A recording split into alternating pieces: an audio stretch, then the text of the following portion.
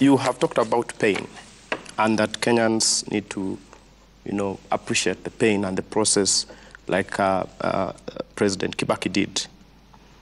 And State House and where you sit, you set the tone for whatever government agencies and officers below you do. That's correct. And you are asking Kenyans to be patient. You're asking Kenyans to tighten their belt. But if you look at your administration and State House, to be specific, and other officials, you look at foreign travel has been up 26% just this ending quarter to 1.1 billion.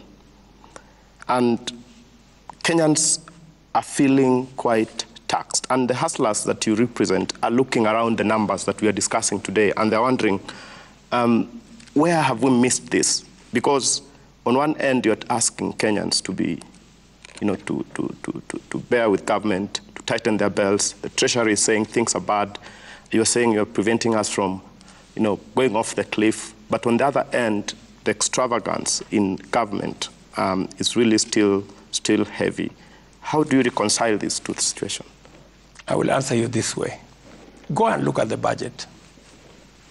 We have cut by 50% the budget for travel and entertainment. 50%, right? In the supplementary budget, just go and check the figures.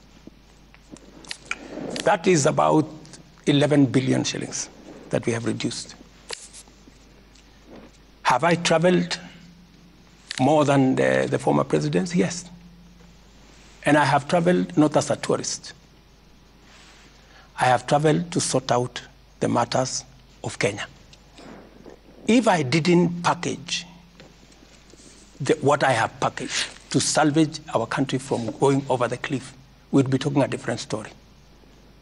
Would you rather I sit in Nairobi and see Kenya go down, or would you rather I go to America, and America has really supported us in making sure that we structure a deal with World Bank and IMF? Would I travel to China to make sure that we structure the bilateral deal that will see all our roads come back?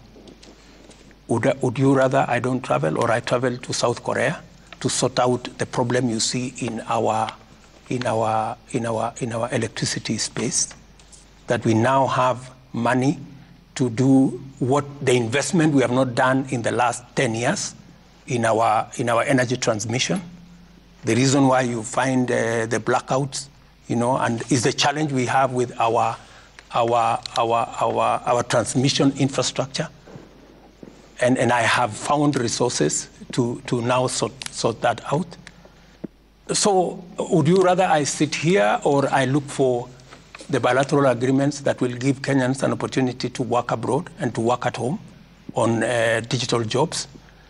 This is what a president is supposed to do. And I can account for every shilling that I have spent on my travel. And let me say this. On the budget of State House, there were so many things around the State House, including the famous NMS. Part of the money that was being allocated to State House was to pay contracts, NMS contracts, and many other things, which I have said must stop. And because I want to lead the way in making sure that we manage what eventually is destroying our country, called bending bills. And for your information, we have 506 billion of pending bills. I need to lead the way. That's why I instructed staff in State House that State House must be the first one to clear pending bills. Most of the monies that have come here is to sort out NMS and all the other people that were here. And I have said those infrastructure should be transferred to the parent ministries. Okay. State House must deal with State House matters. Mr. President,